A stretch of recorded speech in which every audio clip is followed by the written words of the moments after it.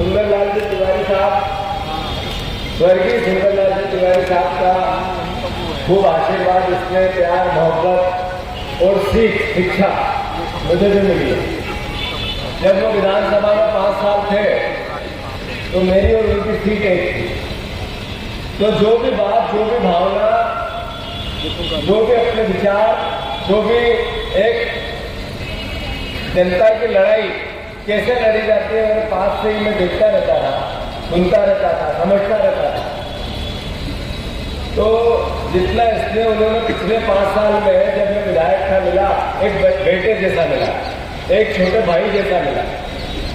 और सिद्धार्थ का जहां तक सवाल है, उससे भी मेरा रिश्ता वही बनवा के गए थे। मुझे याद है जब दिल्ली में हम परिवार के लोग जब 2-2 बार ऐसी घटनाएं घटी और वो हॉस्पिटल में रहे, उससे पहले स्वर्गीय श्रीनिवास जी तिवारी रहे, तब भी सिद्धार्थ को मुझे उन्होंने जो बात कही थी, सिद्धार्थ को याद है नहीं है, मुझे तो याद है वो बात। तो मैं परिवार के हिस्से के रूप में यहाँ आपके बीच में उपस्थित हूँ। साथियों, जैसा कि देश में एक हार है, संविधान पे प्रहार है और राहुल गांधी जी को, आदरणीय दिग्विजय सिंह जी और कांग्रेस पार्टी को एक भारत जोड़ो यात्रा निकालने की आवश्यकता पड़ी।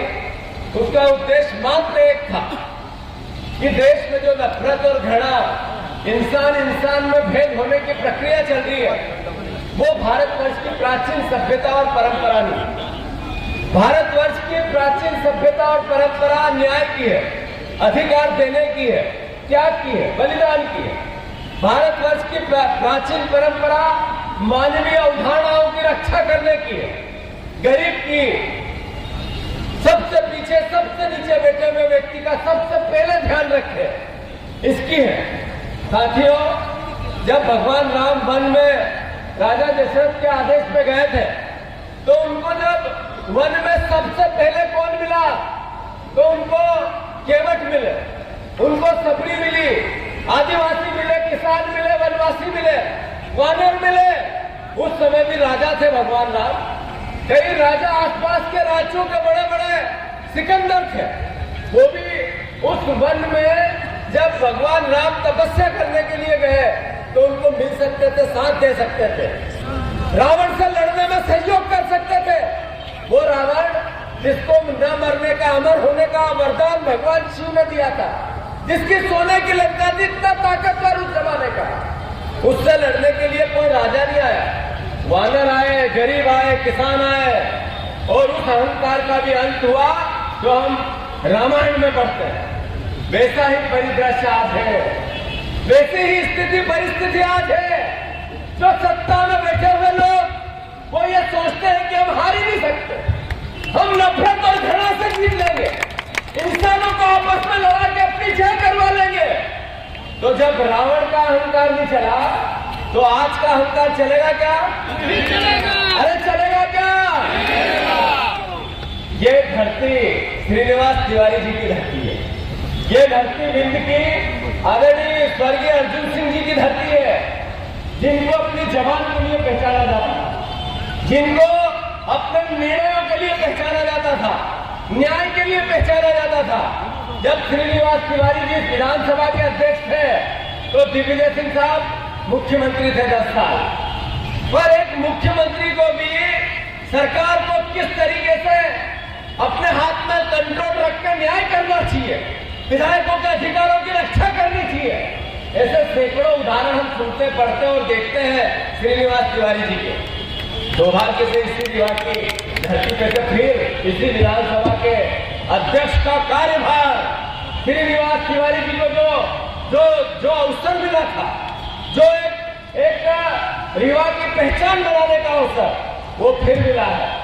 साथियों, विधानसभा में जब मैंने ये देखा कि ये जो व्यक्ति आसनी पे बैठे हैं, ये आरएसएस की पृष्ठभूमि से आए हुए नहीं है, ये कामरेड है, जिनकी रीढ़ की हड्डी है, जो निर्णय लेंगे, न्याय करेंगे, अधिकार, विधायकों के अधिकारों की रक्षा करेंगे। विपक्ष का भी जो वचन लिया उन्होंने, जो प्रतिज्ञा ली, जो शपथ ली, उस व्यवहार को जिएंगे। पर मैं माफी चाहते हुए आप सबको अनुरोध करना चाहता हूँ, अध्यक्ष जी ने निराश किया, ये रीवा में कहना पड़ेगा। अध्यक्ष जी ने वो भाव एक विधायक की रक्षा के, उसके अधिकारों की रक्षा के, मैं व्यक्ति हूँ, जीतू पटवारी का अपमान होगा तो चलेगा, तिरस्कार होगा तो भी चलेगा, अगर विधानसभा से उसको निष्कासित करेंगे तो चलेगा, पर एक विधायक को लगभग 3 लाख मतदाता चुन के भेजते हैं। उन 3 लाख मतदाताओं के अधिकारों की रक्षा अध्यक्ष जी आपने नहीं की। मैं यही धरती है, इसी जिले से आप चुन के आते हैं। मैंने क्या गुनाह किया? मैंने ये कह दिया कि शिवराज सिंह चौहान ने पिछले 2015 से आज तक, या 2010 से आज तक 1 लाख बार ये कहा किसान की आय दुगनी करूंगा। नहीं की, आंकड़े नहीं है। मैंने सवाल पूछा, 1 बार पूछा, 2 बार पूछा, 3 बार पूछा, 10 बार पूछा कि आपने कहा था शेरपुर में आदरणीय नरेंद्र मोदी जी को 2016 में लाके कि हम 2022 तक किसानों की आय दुगनी करेंगे, कितने की? तो उत्तर आया कि अभी आंकड़े एकत्रित की जाते हैं। कितनी बार आया? 10 बार। फिर हर्ष विजय गहलोत मेरे साथी है, उनके उत्तर में प्रश्न का यही प्रश्न, और उसका उत्तर आया हमने ऐसी कोई घोषणा ही नहीं। तो ये बात जब हमने विधानसभा में उठाई, विधानसभा अध्यक्ष का संरक्षण मांगा, तो उन्होंने कहा कि जीतू पटवारी तू सवाल करता है, तू किसानों की आय दुगनी करने की बात करता है, ये गलत बात है, तुम गलत तथ्य, गलत तर्क दे रहे हो, माफी मांगो। मैंने कहा इतना ही नहीं था कि शिवराज जी आपने इतनी बार जो झूठ बोला चलेगा, आप किसानों के गेहूं का भाव 3000 रुपया क्विंटल कर दो। कोई मैंने गलती की थी? अरे बोल के बताओ, गलती की थी क्या? 3000 रुपया क्विंटल किसानों की फसलों के दाम होने चाहिए कि नहीं होने चाहिए? जब महंगाई हुई, गरीब को भी उस पर आफत है, मध्यम वर्ग को भी उस पर आफत है, घर घर में महंगाई की पीड़ा है, तो किसान का खाद बढ़ा, उसकी बिजली बढ़ी, उसके रासायनिक बढ़े, उसके बीज का खर्चा बढ़ा, मजदूरी बढ़ी, उसकी मेहनत बढ़ी, तो उसको 3000 रुपए क्विंटल गेहूं क्यों नहीं होना चाहिए? बताओ। तो मैं आप सबसे हाथ जोड़ के निवेदन करना चाहता हूं, ये मीडिया के साथी भी आए, उनके सामने भी विनम्र प्रार्थना करना चाहता हूं। मैं एक ही बात कहने आया हूं रीवा की धरती पे, कि आगाज यहां से हो और मध्य प्रदेश की एक एक जगह गूंजे कि 3000 रुपया क्विंटल किसानों के गेहूं का भाव, धान का भाव, अनाज का भाव होना चाहिए कि नहीं होना चाहिए? ये विधानसभा अध्यक्ष जी अगर इसका सहयोग नहीं करे तो इनको सबसे पहले वापस रीवा बुला, हराओ इनको। ये इस ताकत को रोकते हैं, किसान की बात करने को रोकते हैं। तो जो साथी, जो किसान बीजेपी का भी, जो साथी बीजेपी के विचार का काम करता है, किसान है, तो उसको विचार करना चाहिए कि अगर किसान की खेती के मूल्यों का दाम नहीं देगी जो सरकार, तो किसान के बच्चे जैसे आज भटक रहे ऐसे आगे क्या होगा उसके भविष्य का। तो विधानसभा अध्यक्ष ने इस बात के लिए मुझे निलंबित किया।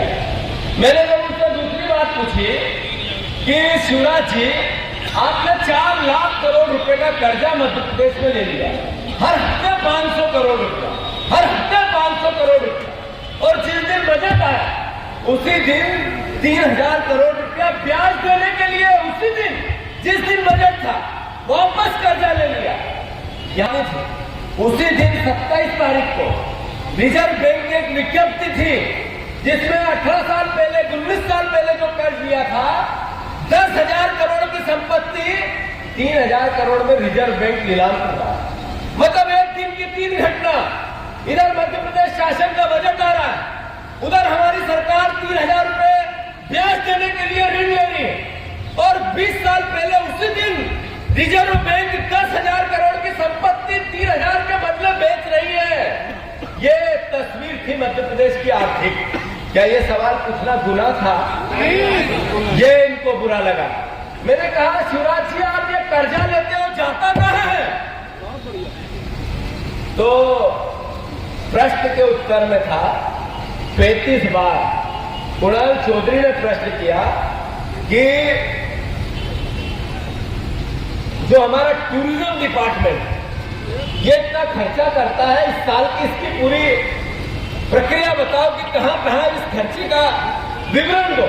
उसमें 35 बार बीजेपी के कार्यालय में भोजन करवाया, लिखा हुआ है, लिखा हुआ। तो ये कर्जा 9 करोड़ रुपए, 9 करोड़ रुपए का 5 साल, तो 4 बार की सरकार है, तो 9 करोड़ रुपया 5 साल, तो 4 बार में कितने, लगभग 35-40 करोड़ रुपया। तो ये सवाल उनको अच्छा नहीं लगता। मैंने पिछली विधानसभा में पूछा था, तो नरोत्तम मिश्रा आया आनंद फानंद दूसरा दिन, मेरे खिलाफ कार्रवाई होगी, और उन्होंने प्रेस कॉन्फ्रेंस की। वीडी शर्मा इनके अध्यक्ष, उन्होंने मेरे को एफआईआर कराएंगे ऐसे बयान दिए। शिवराज जी ने कहा, क्या भैया, जीतू भैया, आप तो अंधेरे में लट चलाते हो, न तो मैं पूरी जिम्मेवारी से कहता हूं, न तो बीजेपी कार्यालय में कभी सरकारी पैसे का खाना खिलाया, न खिलाएंगे, और ऐसे झूठ बोल के गुमराह मत करो मेरे भाई। मैंने कहा, हो सकता है मेरे से गलती हो गई यार, इतने 3 जिम्मेवार लोग कह रहे हैं, हो सकता है मेरी भी चूक हो, सुधार होना चाहिए सार्वजनिक जीवन में। तो मैंने फिर एक उसी विभाग से 4 बार पूछ लिया, हर 15 दिन की दूरी पर, कि भाई साहब वो बीजेपी के वही प्रश्न पूछा, तो उन्होंने कहा अस्वीकृत जानकारी नहीं दी जाएगी। क्या समझे, या तो मैं झूठ की वो झूठ, कौन झूठ, नेचुरल था, स्वाभाविक था। ये बात उनको बुरी लगी। मैंने कहा 40,000 करोड़ रुपए का पिछले समय आपने हवाई जहाज चला दिया, थोड़े दिन पहले आपने एक हवाई जहाज खरीदा, उसका एक्सीडेंट करा दिया, फिर एक हवाई जहाज की निविदा बुला ली, और इधर कर्जा ले रहे हो। तो ये क्या अभी सारा कर्जा लेके आप हार जाओगे, तो आने वाले मुख्यमंत्री कमलनाथ बनेंगे, तो इस भार को कैसे उठाएंगे? अगर मैं नहीं पूछूं तो कौन पूछे? पूछना चाहिए कि नहीं पूछना? तो मैं इनको ये बात बुरी लगी, तो इन्होंने मुझे सस्पेंड कर दिया है। एक विधायक के लिए, एक संसदीय अच्छा कार्य व्यवहार एक जनप्रतिनिधि के लिए काला होता है जब उसको निलंबित कर दिया जाता है। अगर एक विधायक को सस्पेंड कर दिया, ये कह दिया कि तुम्हें विधानसभा से बाहर रहना है, इसका मतलब वो अपने काम में अपूर्ण है, एक तरह से उस पर धब्बा रहता है। साथियों, मैंने कोई गलती नहीं की थी, सब संसदीय मर्यादाओं के अनुरूप ही बात की थी। कोई नियम कायदे या कोई कानून व्यवस्था के अनुसार मुझे सस्पेंड नहीं किया, मैंने कोर्ट में भी लगाया है। पर ये अपराध किया किसने? ये हमारे विधानसभा अध्यक्ष, आपके जिले के जो विधायक हैं उनने किया। वो बीजेपी के अगर कार्यकर्ता बनना चाहते हैं, तो मैं, बहुत बुजुर्ग है, बहुत सीनियर है, उनके चरणों में सर रखकर उनका सम्मान भी करता हूं। पर इस तरह का अपने धर्म के प्रति, अपने कर्म के प्रति न्याय नहीं करना, ये एक तरह से अपराध है। और मैं रीवा के उनकी विधानसभा के परिवारजनों से, खासकर किसान भाइयों से, ये अनुरोध करना चाहता हूं इस पावन धरती से, कि मेरे साथ जो हुआ उनसे सवाल करो। जनप्रतिनिधियों के साथ ऐसा अन्याय होगा, विधानसभा अध्यक्ष करेगा, तो अल्टीमेटली संविधान और लोकतंत्र बचेगा कैसे? और आज जरूरी क्या है? सबसे जरूरी है संविधान बचाना, लोकतंत्र की रक्षा करना। आज जब राहुल जी बार बार कहते हैं संसद में हमारा माइक बंद कर दिया जाता है, राहुल जी बार बार कहते हैं कि जो स्वास्थ्य संस्थाएं हैं उनको मैनिपुलेट करके एक विचारधारा के लोगों को बिठाया जाता है, जब राहुल जी कहते हैं कि मीडिया, कभी सुना हमने इससे पहले किसी देश में, केवल हिंदुस्तान में नहीं कि एक प्रधानमंत्री के नाम से गोदी मीडिया, मोदी मीडिया, कितना अपमानजनक व्यवस्था है। मीडिया लोकतंत्र को बैलेंस करती है, चलाती है।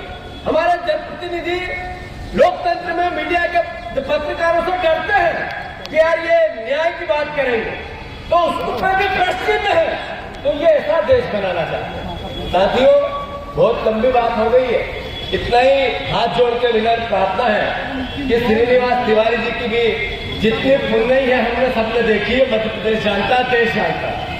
सुंदरलाल तिवारी जी का भी समर्पण हम सबने देखा है, पूरा देश जानता है।